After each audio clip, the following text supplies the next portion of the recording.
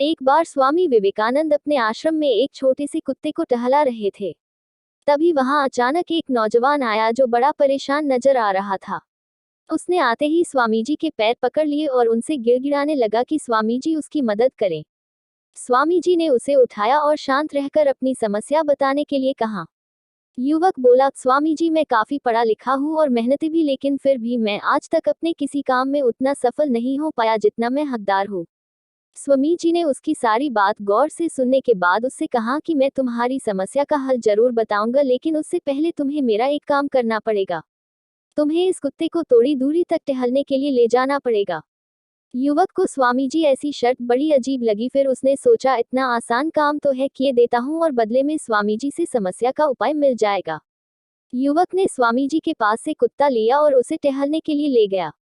तकरीबन 30 मिनट के बाद जब युवक कुत्ते के साथ लौटकर आया तब स्वामी जी उसी की तरफ देख रहे थे। स्वामी जी ने युवक से पूछा, तुम दोनों, कुत्ता और युवक, एक ही साथ गए थे, फिर तुम इतने शांत और ये कुत्ता इतना थका हाफता क्यों है? युवक ने स्वामी जी के सवाल का उत्तर देते हुए कहा, आपका ये कुत्ता बड़ा चंचल और शरारती है। मैं इसे जहां ले जाना चाहता था वो उन सभी रास्तों को छोड़कर किसी और राह पर मुड़ जाता, दूसरे जानवरों और इंसानों को देख डिस्टर्ब होता और उन पर भौंकने लगता। बस यही कारण है वो मंजिल तक आते आते इतना ज्यादा थक गया और ज्यादा समय भी लग गया। युवक की बातें सुन स्वामी जी उसकी तरफ देखकर मुस्कुराने लगे और बोले, तुम्हें तुम्हारे सभी सवालों का जवाब अभी तुमने जो कहा उसे मिल जाएगा।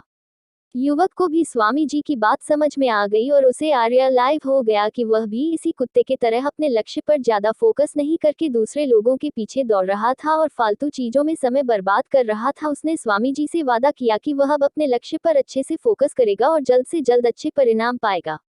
दोस्तों, कहीं आप भी इस युवक की तरह ही अपने लक्ष्य से भटक तो नहीं रहे ना? यदि ऐसा है तो तुरंत बाकी सभी चीजों को नजरअंदाज कर अपने लक्ष्य के पीछे पड़ जाए, फिर देखना आपकी जीत निश्चित है।